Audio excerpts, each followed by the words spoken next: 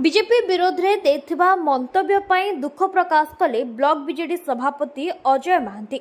October 2 तारिख गांधी जयंती अवसर में बिजु जनता दल पक्षरु दशरथपुर ब्लॉक डाहाणहता पंचायतर मां कुआंस मंगला पीठ में आयोजित होइतबा जनसंपर्क पदयात्रा कार्यक्रम में दशरथपुर ब्लॉक बीजेडी सभापति अजय कुमार महांती बीजेपी दल विरुद्ध में देथिबा आपत्तिजनक मंतव्य पई आज मां कुआंस मंगला पीठ में एक सांबादिक सम्मेलन करी बीजेपी दल विरुद्ध में देथिबा मंतव्य पई दुख प्रकाश करबा सह जदि मो वक्तव्य पई कहा मन रे दुख देई थाए सेति पई मु दुखित बोली कहिथिले।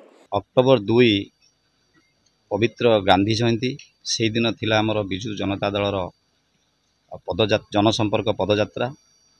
से पदयात्रा दिन मु मोर वक्तव्य दबा समय रे मो पार्टी रु एक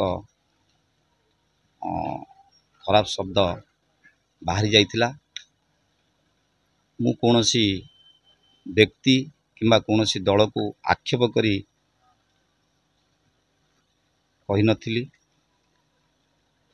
मु से कथा जानला परे इटा एक भूल कथा कही बोली हृदयंगम कली।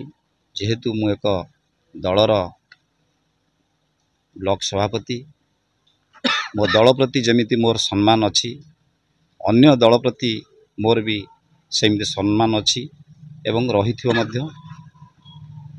एपरी कथा कहिथिबारु कहार मनरे जदि कष्ट होता सेतिपाई मु बहुत दुखित।